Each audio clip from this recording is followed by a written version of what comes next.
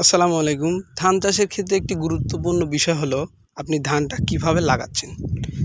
এখন বাংলাদেশ কৃষি গবেষণা ইনস্টিটিউট এবং অন্যান্য বিদেশের কৃষি বিজ্ঞানীরা গবেষণা করে দেখেছে যে যদি আমরা ধানের জমিতে লাইন লগো পার্চিং অনুসরণ করি তাহলে কিন্তু ধানের ফলন এক্ষেত্রে 10% বা 20% বৃদ্ধি হবে এবং ধানে রোগবালাইও কম লাগবে। এখন আপনার মনে প্রশ্ন জাগতে পারে যে আসলে লাইন লগো পার্চিংটা আসলে কী? আমি বিগত 3 বছর হলে সেম একইভাবে ধান লাগাচ্ছি এই জমিতে। এটা হলো বোরো সিজন। তো দেখেন আমি আপনাকে সম্পূর্ণ বিষয়টা বুঝিয়ে দিই যে সর্বপ্রথম আপনার যেটা আইল থেকে 1, 2, 3, 4 এবং 5 এরকমভাবে 5টা গোছ ধানের দিতে হবে। দেওয়ার পরে আপনার 1 গোছ বাদ দিয়ে এখান থেকে শুরু করে আবার 10টা গোছ লাগাতে হবে।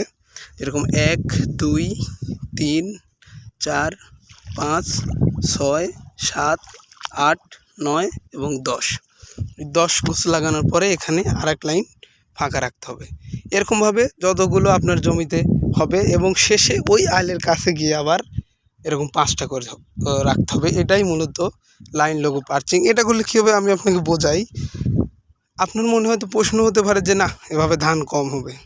আসলে আপনি আমার চ্যানেলটা সাবস্ক্রাইব করে রাখুন, শেষ পর্যন্ত এই ধানের ভিডিওগুলো দেখুন, তাহলে আপনি বুঝতে পারবেন যে আসলে এটা করলে কিন্তু ধানের ফলন বৃদ্ধি পায়, ধানের ফলন কমে না। কারণ আপনি যখন ঢালাভাবে ধান লাগাবেন, এই দেখেন আমার পাশের জমিতেই কিন্তু লাগিয়েছে ঢালাভাবে, ধানগুলো কিন্তু দেখেন এলোমেলোভাবে দেখা যাচ্ছে। এটা কিন্তু আপনাকে আমি ইনস্ট্যান্ট দেখা দিলাম। দেখেন ধানগুলো এলোমেলো, ওই দিকে একটা লাইন আরেকটার মধ্যে ঢুকে গেছে, এরকম হচ্ছে। এইখানে যেটা আমার বাঙালি কৃষকেরা মনে করে যে না ধান বেশি হচ্ছে, আসলে কিন্তু ধান বেশি হচ্ছে না। এরকমভাবে একটা লাইন যখন আরেকটার মধ্যে যাচ্ছে ওই হিসাবে কিন্তু ধান কমই হয়ে যাচ্ছে। আর এদিকে আমার লাইন দেখুন, এই মাথা থেকে কিন্তু ওই মাথা পর্যন্ত মানে বন্দুক দিয়ে গুলি করলে ওই মাথায় চলে যাবে, একটা ধানের গাছে কিন্তু লাগবে না। ঠিক আছে, ধানের বয়স কিন্তু মাত্র 23 দিন। প্রত্যেকটা ধানের গোছাত প্রায় দেখুন 1, 2, 3, 4, 5, 6, 7, 8, 9, 10, 11, 12টা করে কিন্তু ধরেন ধানের আপনার গোছা চলে আসছে, কুশিগুলো বের হয়েছে। এখানে কিন্তু ধান লাগানো হয়েছে 2টা, উঠতে গেলে 3টা করে। এই জমিতেও কিন্তু সেমভাবেই ধান লাগানো হয়েছে 2টা 3টা করে, কিন্তু এটা আমার 2 দিন পর লাগাইছে। এটার বয়স 21 দিন আর আমার বয়স হলো 23 দিন ধানের। দেখেন ডিফারেন্সটা কতখানি লাইন লগো পার্চিং। এখানে অন্য টেকনিক্যালও ব্যবহার করা হয়েছে, সেটাকে আমি অন্যান্য ভিডিওর মাধ্যমে জানাই দেবো। দেখেন প্রত্যেকটা 10 সারি পর পর কিন্তু এক সারি ফাঁকা।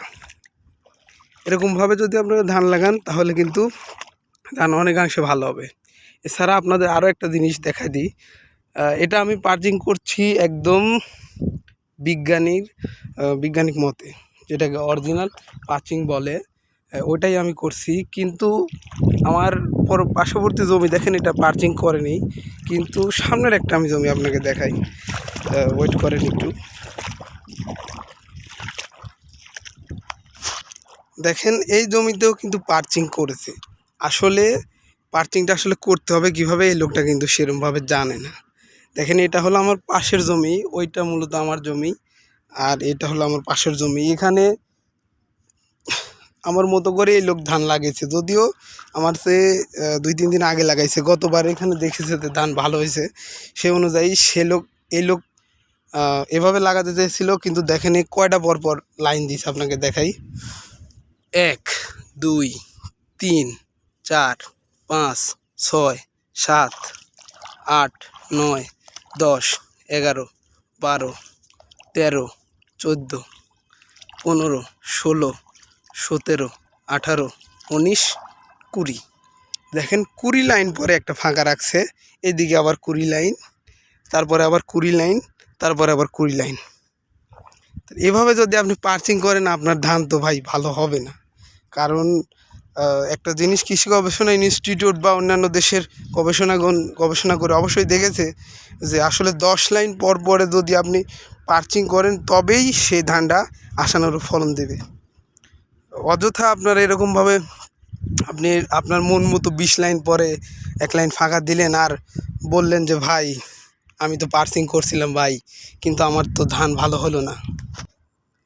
তো ভাই পরিশেষে বলতে আপনাদের সামনে আমি বলতে চাই যে আপনার ধান চাষ করুন অথবা যে কোনো ফসল চাষ করুন, আধুনিকতার সাথে চাষ করুন। এছাড়া অন্যান্য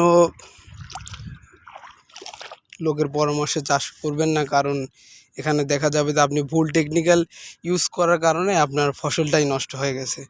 তো এরকম ছোট ছোট ভিডিও পেতে চ্যানেলটিকে সাবস্ক্রাইব করে রাখুন ভাই। আমি আপনাদের ভাই, আমি কোনো ইউটিউবার না, আমি একজন কৃষক। আমি সবসময় এটাই বলি, কারণ আপনার পরামর্শ নিতে হবে কৃষকের কাছ থেকে, কোনো ইউটিউবারের কাছ থেকে না। কারণ হলো যে ইউটিউবাররা অন্যের জমিতে গিয়ে ভিডিও করে, এরকম আমার এরকম জমি একটা লাগিয়েছে বিলের মধ্যে, কিন্তু আমি একমাত্র পার্চিং করছি, অন্যান্য আমার জানার মধ্যে কেউ করে নাই এরকমভাবে। তো এই জমিটা দেখলেও আসে ভিডিও করে নিয়ে চলে গেল, তাহলে কি হলো? এই ভিডিও করতে হবে বা শুনতে হবে ভালো ফসল হলে তার কাছ থেকে, যার সেই জমি এবং যেই ফসলটা ফলিয়েছে। পরিশেষে খোদা হাফেজ।